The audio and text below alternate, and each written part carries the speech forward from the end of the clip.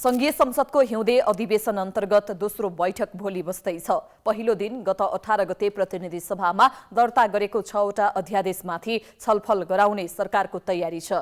अध्यादेशको विपक्षी दलहरूले चर्को विरोध गरेका छन्। संसदलाई छलेर सरकारले गलत तरिकाबाट अध्यादेश ल्याएको विपक्षी दलहरूको आरोप छ। संसदको हिउँदे अधिवेशनमा सरकारको काम र अध्यादेशलाई लिएर सत्तापक्ष र प्रतिपक्षी आम्ने सामनेको तयारीमा छन्। प्रतिपक्षी दलहरूले अध्यादेशको विरोध गर्दै संसदमा मोर्चाबन्दी गर्ने तयारी गरिरहेका बेला सत्तारूढ दलहरूले अध्यादेश र विधेयकहरूमा एउटै मत सहित संसदमा प्रस्तुत हुने निर्णय लिएका छन्। हिउँदे अधिवेशनको पहिलो दिन गत 18 गते सरकारले अध्यादेश दर्ता गरिसकेको छ।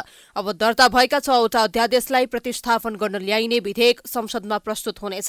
60 दिनभित्र प्रतिस्थापन विधेयक पारित गरिसक्नुपर्ने कानूनी बाध्यता छ। पारित नभए अध्यादेश स्वतः निष्क्रिय हुनेछ। बिहिबार प्रतिनिधि सभा र राष्ट्रिय सभामा अध्यादेश स्वीकृत गर्ने विषय कार्यसूचीमा छ। दुवै सभाबाट अध्यादेश स्वीकृत गराएर प्रतिस्थापन विधेयक ल्याउने सरकारको तयारी छ। अब हाम्रो नियमावली अनुसार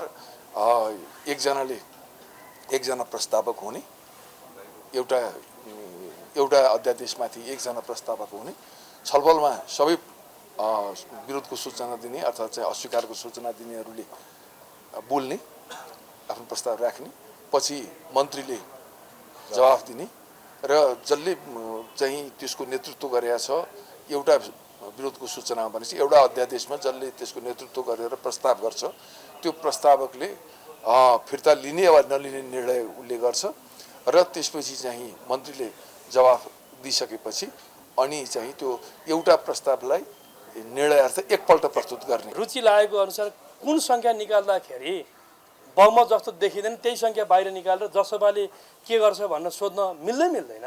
जसपा सत्ता र सहयात्रामा टिममा रहेको राजनीतिक पार्टी हो। ऊ एउटा जिम्मेवार राजनीति एउटा चाहिँ शक्ति हो। सरकार पक्षमा रहेको राजनीतिक शक्तिले के निर्णय गर्छ भन्ने कुरा यो कुनै सोधिन नपर्ने कुरा हो र सरकारको पक्षमा खुलास्त उसले आफ्नो मतहरू जाहेर गर्छ। विपक्षी दलहरूले भने सरकारले ल्याएको अध्यादेशको प्रक्रिया र नियत खोटपूर्ण रहेको ठहर गरेका छन्। सरकारले ल्याएको 6वटा अध्यादेश र त्यो अध्यादेशमाथि निकै नै अस्वीकार गरियोस् भन्ने प्रस्ताव परेको भएर त्यसलाई कसरी भोलि व्यवस्थापन गर्ने भन्ने विषयमा हामीले लामो छलफल गर्यौं र प्रतिनिधि सभा नियमावलीले भनेअनुसार राजनीतिक पार्टीहरूबीच सहमति गरेर त्यसमा आफ्नो कुरा राख्ने, त्यसलाई निर्णयात्मक प्रस्तुत गर्ने भन्ने विषय टुङ्ग्याएको छ। राष्ट्रिय सभामा अध्यादेश स्वीकृतका लागि आवश्यक संख्या सत्तारूढ दललाई पुर्याउन नदिने कसरतमा विपक्षी दलहरू छन्। 59 सदस्यीय राष्ट्रिय सभामा सबै सांसद उपस्थित भएको खण्डमा अध्यादेश स्वीकृतिका लागि 30 जना सांसद आवश्यक पर्छ। सरकारमा रहेका दलहरूसँग कांग्रेस 16, नेकपा एमाले 10 र लोकतान्त्रिक समाजवादी पार्टी 1 गरेर 27 जना सांसद छन्। मनोनीत सांसद डाक्टर अन्जान साक्य नेकपा एमाले समर्थित हुन्। उनलाई जोड्दा सत्ता पक्षको सांसद संख्या 28 पुग्छ। अर्का मनोनीत सांसद वामदेव गौतमले पनि अध्यादेश स्वीकृतिका लागि मत दिने सत्तारूढ दलहरूको विश्वास छ। सत्ता पक्षले जनता समाजवादी पार्टी नेपालका 3 जना सांसदले समेत मत दिने विश्वास गरेका छन्। सत्ता पक्षले भने जस्तो भयो भने अध्यादेश स्वीकृतिको पक्षमा 32 जना सांसद पुग्नेछन्। केही अध्यादेशलाई हामीले सकारात्मक रूपमा अहिले बहसहरू जुन चल्यो त्यो चाहिँ त्यसमा सामान्य एमेन्डमेन्ट गरेर अगाडि बढ्न सक्ने स्थिति छ। त्यसलाई हामीले सामान्य छलफल गर्छौं अनि त्यसपछि त्यसलाई संशोधन मार्फत कसरी त्यसलाई त्यो कुराहरूलाई राख्न सकिन्छ भन्ने हो। केही अध्यादेशमा हाम्रो गम्भीर प्रकारको आपत्ति भन्ने कुराहरू छ।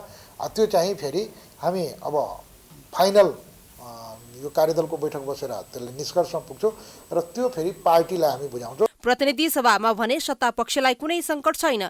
प्रतिपक्षी दलका सांसदहरूले भने अध्यादेश अस्वीकृत गर्न प्रतिनिधि सभामा 50 र राष्ट्रिय सभामा 16 प्रस्ताव दर्ता गरेका छन्।